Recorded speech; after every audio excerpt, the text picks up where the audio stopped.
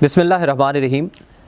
Dear colleagues, हमने आप तमाम दोस्तों को पता है कि जो हमारा करंट टास्क है वो लिटरेसी डिपार्टमेंट के तहत लिटरेसी डिपार्टमेंट में पंजाब पब्लिक सर्विस कमीशन के थ्रू आने वाली डिफरेंट सीट्स पे आपकी प्रिपरेशन है। इस पे हमारा स्लोगन अब तमाम दोस्तों को पता है, 100% selection and selection on the top position. इसके लिए हमने अभी तक लिटरेसी डिपार्टमेंट के बारे में जाना है। हमने ये भी देखा है कि ये वन पेपर MCQ जो शार्ट लिस्टिंग के लिए लिया जा रहा है, ये स्पीड टेस्ट है। और स्पीड टेस्ट के अलावा हमने अब तक ये भी एक कमिटमेंट कर ली है कि हमने पूरा 100 क्वेश्चन जो पेपर में दिया जा रहा है, हमने पूरा 100 क्वेश्चन ही अटैम्प्ट करने हैं। इसके बाद हमने अगले मरहले में पेपर को अटैम्प्ट करने के बारे में थोड़ा सा देखा था कि पेपर जब आपके सामने आ जाता है तो उसको अटैम्प्ट कैसे किया जाता है। अल्टीमेट अब हम शार्ट लिस्टिंग के मरहले की तरफ बढ़ रहे हैं और आपकी प्रिपरेशन आहिस्ता आहिस्ता आगे बढ़ रही है। हमारा अल्टीमेट गोल आपके सिलेबस पे जाना होगा कि किसी स्पेसिफ़िक सीट के लिए, मसलन मॉनिटर की सीट हो या लिटरेसी मोबिलाइज़र LM की सीट हो, डिस्ट्रिक्ट ट्रेनर की सीट हो या और सीट्स हो, इनका स्पेसिफिक सिलेबस की तरफ जाएंगे क्योंकि तमाम पोस्टों का सिलेबस एक जैसा नहीं है, ये मुख्तलिफ है। लेकिन इससे पहले मैं ज़रूरी समझता हूँ, जैसा कि मैंने और चीज़ें आपसे डिस्कस की हैं, तो मैं ज़रूरी समझता हूँ कि कंटेंट रीडिंग या स्टडी का जो प्रॉपर मेथड है उस पर भी बात की जाए। इसके लिए मैंने जो रेफरेंसेस लिए हैं मैं वो ज़रूर कोट करना चाहूँगा। आपने उन दोस्तों का भी शुक्रिया अदा करना चाहूँगा जिन्होंने मुझे इसमें गाइड किया।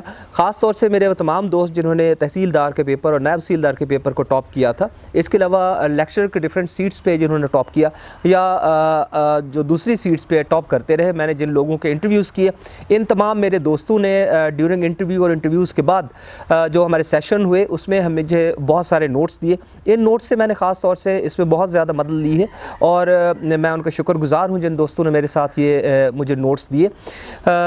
मेरी ये कोशिश है कि आप तक भी ये नोट्स पहुंचाए जाएं और इसके लिए मैं कोशिश कर रहा हूं कि एक वेबसाइट की शक्ल में बाकायदा हमारी टीम आप के लिए लेके आए। ये बिल्कुल फ्री हो, किसी को इसके लिए कोई भी एक्सपेंसेस ना देना पड़े। जैसा कि हम पहले की हमारी जितनी भी काविश रही है, चाहे वो तहसीलदार के लिए थी, नायब तहसीलदार के लिए, जो लेक्चर के लिए, हमने कोशिश की कि आपको इवन सिंगल पैनी भी आपको एक्सपेंसेस ना हो और फ्री ऑफ कास्ट आप तक चीज़ें आएँ। अब भी हमारी कोशिश होगी कि आपको इंशाअल्लाह अल्हम्दुलिल्लाह तमाम चीज़ें फ्री ऑफ कास्ट मिलेंगी और आपको हर किस्म की गाइडलाइन और हर किस्म की मोटिवेशन के लिए जितना हमसे हो सका हम ज़रूर करते रहेंगे। आज मैं आपको जो चीज़ आपके साथ डिस्कस करने जा रहा हूँ वो स्टडी करना है या कंटेंट रीडिंग है कि आप स्टडी कैसे करेंगे, कंटेंट रीडिंग कैसे करेंगे। फिर हम टॉपिक्स पे आएंगे, सिलेबस पे आएंगे और बाकी चीज़ें साथ में डिस्कस करते जाएंगे। आप तमाम दोस्तों को पता है कि जब भी पंजाब पब्लिक सर्विस कमीशन का नाम जहन में आता है तो एक बुक बैंक, एक क्वेश्चनरी बैंक जहन में आता है कि पंजाब पब्लिक सर्विस कमीशन के कुछ स्पेसिफिक क्वेश्चंस हैं और इन स्पेसिफिक क्वेश्चंस या इन क्वेश्चनरी बैंक तक जाने के लिए जो सबसे पहली चीज़ जहन में आती है वो एडवांस प्रीवियस मॉडल पेपर जो इम्तियाज़ शाहिद की बुक है। यकीनन तमाम दोस्तों के लिए माजरत के साथ और नौज़ बिल्लाह हम सारे दोस्त ही कहते हैं कि ये बाइबल की तरह से है और तमाम दोस्त जो है इसको पढ़ना उनके लिए बहुत मुफीद है, उनके लिए बहुत यूज़फुल है। हर दोस्त के पास ये होती है। इस किताब को कैसे पढ़ें और क्या इस किताब को पढ़ने हमारे लिए सफिशेंट है, कौन सी ऐसी किताबें हैं जो अलाइड मटेरियल के तौर पर इसके साथ हमारे पास होनी चाहिए। आज हम इम्तियाज़ शाहिद से ही शुरू करेंगे। मेरे पास इम्तियाज़ शाहिद का जो इस वक्त एडिशन है वो 189 है, लेकिन मार्केट में इस वक्त 191 एडिशन भी आ चुका है। ये आपकी पसंद पे है कि आप कौन सा एडिशन लेते हैं। लेटेस्ट एडिशन होना बहुत अच्छा है, लेकिन मैं आपको एक बात और क्लियर कर दूं कि मेरा मकसद पब्लिसिटी नहीं है किसी भी पब्लिशर की या बुक सेलर की। मेरा मकसद आप लोगों तक इन्फॉर्मेशन पहुंचाना है और कोशिश करना है कि आपको टू द पॉइंट इन्फॉर्मेशन मिले।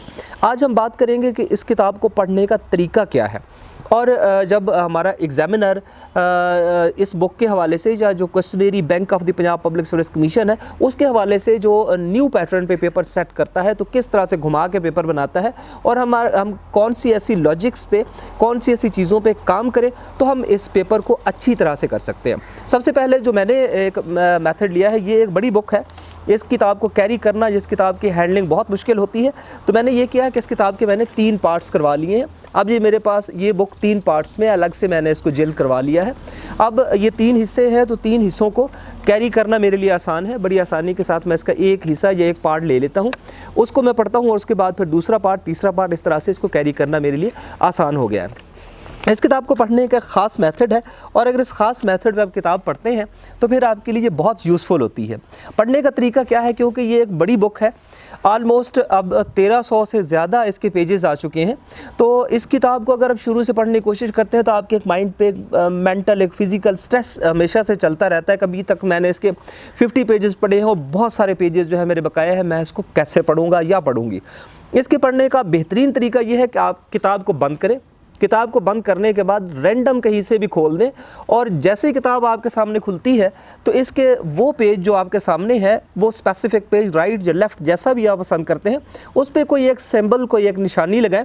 और ये निशानी ऐसी होनी चाहिए जो बड़ी खुशकुन हो। आपके माजी से भी जिसका तल्लक हो सकता है, आपके फ्यूचर से भी तल्लक हो सकता है, आपका पहला नाम का हर्फ भी हो सकता है, कोई इस्लामी चीज़ भी हो सकती है, कोई भी ऐसी चीज़ जिससे आपको मोटिवेशन मिलती है, जिससे आपको हर वक्त जिससे तल्लक, जिससे रिलेशन बहुत अच्छा लगता है, ये सिंबल मार्क करें उस पेज पे और फिर इस एक पेज को पढ़ें। पेज को पढ़ने के बाद दोबारा इस किताब को बंद कर दें और फिर इसको रैंडम हैफाज़ात कहीं से खोल लें, और फिर आपके सामने जो पेज आता है उस किताब को दोबारा से आप पढ़ें। इसके पढ़ने का एक और बेहतरीन तरीका ये भी हो सकता है कि आप कोई एक स्टार बना लें, फिर अगर दोबारा ये पेज आपके सामने आता है तो उस पर 2 स्टार बना लें, या इस पर तीसरा स्टार बना लें, या इसके अलावा कोई भी आप चीज़, मसलन आप एक सिंबल लगा लें, फिर उसको क्रॉस का सिंबल लगा लें, फिर इसी तरह से स्टार बनाते जाएं। कुछ भी आप कर सकते हैं, आपको पता लगना चाहिए कि वो स्पेसिफिक पेज आपने कितनी बार पढ़ लिया है। लेकिन ज़्यादा बेहतर ये होगा कि जिस पेज को एक दफ़ा मार्क कर लिया गया है, कुछ देर के लिए उस पेज को पढ़ने की बजाय अगर पेज आपके सामने आता है तो उसको उलट दें और दोबारा से कोशिश करें कि फिर से किताब जब खोलें तो एक फ़्रेश पेज आपके सामने हो, और इस एक फ़्रेश पेज पे आपने कंसंट्रेशन रखनी है। अब मेरे बहुत सारे दोस्त अब ये बात सोचेंगे कि ये तो इतनी बड़ी बुक है, हमने 2022 के पेपर करने थे, 2021 के करने थे, 20 के करने से। मैं आपको बताऊं कि ये किताब दोबारा एक ऐसी किताब है जिसमें क्वेश्चन बार बार रिपीट होता है। इसमें 50% वही क्वेश्चन होते हैं, कुछ इसमें इजाफा हो जाता है, जैसे कि आप पंजाब पब्लिक सर्विस कमीशन के इम्तिहानों में देखते हैं। और अब तरीक़ाकार ये है कि पहले एग्जामिनर क्या करता था, कॉपी पेस्ट करता था, क्वेश्चनरी बैंक से एक क्वेश्चन उठा के सेम दे देता था। अब इस क्वेश्चन में से ही क्वेश्चन बनाए जाते हैं, नया क्वेश्चनरी बैंक नहीं होता, क्योंकि ये क्वेश्चंस पहले से ही रिकमेंडेड होते हैं। पंजाब पब्लिक सर्विस कमीशन के क्वेश्चनरी बैंक में ये क्वेश्चन मौजूद है। उसी सवाल को उठा के उसको ट्विस्ट कर दिया जाता है और ट्विस्ट करके फिर आपसे क्वेश्चन पूछे जाते हैं।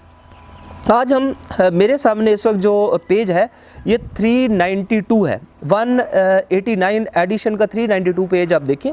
तो ये नायब तहसीलदार का पेपर है, जनरल नॉलेज का पेपर है फॉर द सीट ऑफ नायब तहसीलदार BS 14, और ये रेवेन्यू डिपार्टमेंट में गुजरांवाला, फैसलाबाद डिवीज़न, साहिवाल डिवीज़न, डेरा गाजी खान और बहावलपुर रीजन के लिए 2022 में ये पेपर कंडक्ट करवाया गया। हम कोशिश कर रहे हैं कि 392 इस पे 17 क्वेश्चंस हैं। मैं आपके सामने अब कंटेंट रीडिंग करूंगा, स्टडी करूंगा। मैंने अपने दोस्तों से जितना डिस्कस किया, उनसे जितना उनका स्टडी मटेरियल था, जितना नोट्स थे, वो सारे डिस्कस किए। उसके बाद जो मुझे लगता है कि कंटेंट रीडिंग, स्टडी रीडिंग कैसे की जाती है, horizontal vertical preparation of the question क्या होती है, जीनोलॉजिकल ट्री कैसे बनाया जाता है, ये हम डिस्कस करते जाएंगे। मेरी कोशिश होगी कि 2, 3, 4 वीडियोज़ में आपको कंटेंट रीडिंग मुकम्मल करवा दी जाए। उसके बाद हम अगले मरहले में सिलेबस पे जाएंगे और सिलेबस को डिस्कस करेंगे। हमारा पहला क्वेश्चन है on which river Kabul river false. अब देखें सिंपल सा सवाल है कि दरियाए काबुल के बारे में पूछा गया है कि किस दरिया में जाके ये गिरता है। सबसे पहले आपको जितनी अच्छी तरह भी क्वेश्चन आता है, एक चीज़ जहन में रखें कि इसके जितने भी स्टेम हैं, जितने भी इसके आंसर हैं, सारों को आपने कंसिडर करना है। आप देखिए कि इसके 4 आंसर हैं, इंडस है, सतलज है, जहलम है, चनाब है।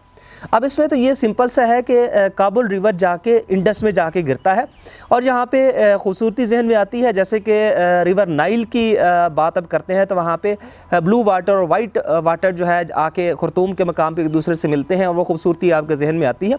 वही खूबसूरती यहाँ भी है कि यहाँ भी ब्लू वाटर और वाइट वाटर एक दूसरे के साथ मिलते हैं। इस जगह पे ही एक खूबसूरत सा पार्क बनाया गया है। ये जगह सैरो सेहत के लिए, घूमने के लिए या कुछ वक्त गुजारने के लिए बहुत शानदार है, बहुत खूबसूरत जगह है। लेकिन इसके अलावा भी बहुत सारी चीज़ें हैं जो इस क्वेश्चन से रिलेटेड है। सिंपल सा तो क्वेश्चन रिपीटेड क्वेश्चन है। दरिया काबुल की बात की गई और दरिया काबुल के बाद इसको बताया गया कि इंडस में, जैसे कि different tributaries of the Indus है, रिवर इंडस है, तो ये भी एक tributary of the Indus river है दरिया काबुल भी, कि इंडस को अटक के मकाम पे आके ये टच करता है और अटक के मकाम पे रिवर इंडस में आके ये शामिल हो जाता है। लेकिन अब इस पर कौन कौन से क्वेश्चन है, मैंने जो क्वेश्चन अभी तक बनाए, मैंने जो अपना स्टडी मटीरियल देखा, मैंने ये सारी चीज़ें देखी, उसके ज़रूरी चीज़ें थी वो ये था कि दरिया काबुल पे बहुत दफ़ा क्वेश्चन आया है कि इस पर वार्षिक डैम है, और वार्षिक डैम बनाने का आगाज़ हो गया 1949 में और फिर 1960 में कंप्लीशन हुई वार्षिक डैम की। 243 मेगावाट कैपेसिटी है वार्षिक डैम की, ये बहुत इंपॉर्टेंट चीज़ है। फिर इसके बाद हम अगली चीज़ देखते हैं कि जब दरियाओं की बात की जाती है तो बहुत सारे दरियाओं पे भी क्वेश्चन आते हैं, जैसे कि सबसे लंबा रिवर कौन सा है, रिवर नाइल है, तो इसकी लंबाई कितनी है, ये 6650 या 6650 इसकी लंबाई है। इसके बाद रिवर अमेज़न आ जाता है, ये सबसे बड़ा दरिया भी है, इसके अलावा इसको फादर ऑफ वाटर्स भी कहते हैं। तो रिवर अमेज़न सबसे लार्जेस्ट भी है, रिवर अमेज़न की लंबाई 6400 किलोमीटर है। इसके बाद तीसरा जो दरिया है वो एशिया का सबसे लंबा दरिया है, चाइना में है, तो इसको यांगज़ी कहते हैं। अब यांगज़ी एशिया का सबसे बड़ा है और दुनिया में तीसरे नंबर पे है, इसकी लंबाई 6300 किलोमीटर है। अब देखिए कि एक सवाल से हमारे एक तो बहुत सारे क्वेश्चन है कि हमने थोड़ा सा ये देख लिया कि जो रिवर्स हैं इनकी लेंथ क्या है, क्योंकि हो सकता है कि वो इन तीन कम से कम 2 या 3 जो बड़ी रिवर्स हैं उनसे रिलेटेड कोई सवाल पूछ रहे। इंडस की बात की जाती है तो इंडस की लंबाई की भी बात आपसे पूछी जा सकती है, इसको फादर ऑफ रिवर्स भी कहते हैं। इसकी लंबाई 3180 किलोमीटर है, या इसको अगर माइल्स में लेते हैं तो देखिए ये इसमें फ्लक्चुएशंस आती है। पहले हम देखते थे इसकी लेंथ जो है कम आती थी, 1980 आती थी, अब इसको 2000 माइल अगर हम नेट पे देखते हैं तो इसकी लंबाई 2000 माइल आती है, यानी 3180 किलोमीटर या 2000 माइल। ये आपकी इंडस की आपने लेंथ देख ली। इसके बाद आप सतलज की भी देख लें तो 1450 किलोमीटर सतलज की है।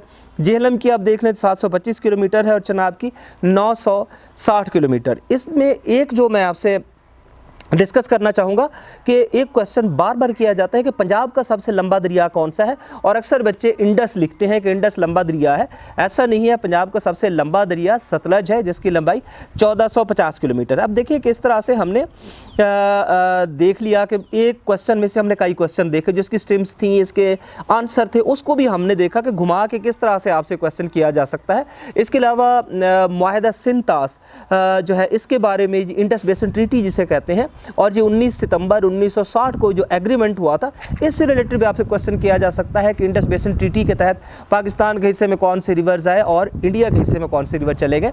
इस तरह आप देखिए कि हमने एक सवाल को घुमाया और फिर उसके जो आंसर थे उसको भी हमने घुमा के देखा, और हमने एक अपनी प्रीकॉग्निशन ली, एक अपना इमेजिनेशन, अपने प्रिपरेशन की, अपनी प्लानिंग की कि अगर एग्जामिनर इस सवाल को घुमाना चाहे तो किस एंगल से घुमाएगा।